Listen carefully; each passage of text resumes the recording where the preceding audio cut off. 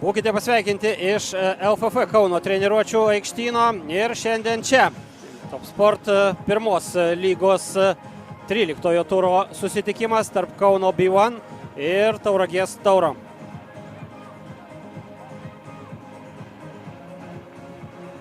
Serhijui Čižikui arba Matui Dedūrai perdavimą. Taip ir yra. Serhijus Čižikas šauna pavojingai ir Kretingiškiai anksčiau laiko.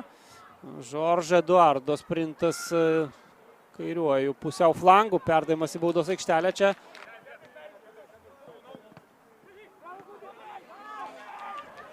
Dabar pavojingas B1 išpuolis. Gudaitis. Smūgis! Ir 1-0. Paskutinę pirmojo kėlinio minutę Tomas Gudaitis muša 7-ąjį savo įvartį šį sezoną. Rašto puolėjas. O dabar B1 reidas, jau baudos aikštelėje kauniečiai. Rakauskas. Dar kartą Rakauskas. Virš vartų. Gražiai sužaidžia čia. Perdavimais Tauragiškiai, Krasnikovo smūgis netikslus.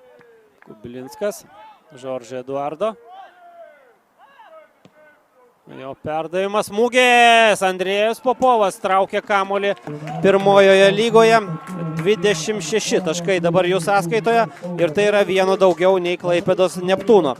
Tuo tarpu Tauragės Tauras lieka su 19 taškų, kol kas 5-oje pozicijoje Tauragiškiai. Vienintelį šio mačo įvartį pelnė Tomas Gudaitis, baigiantis pirmajam kėliniui. Kągi, aš šių rungtynių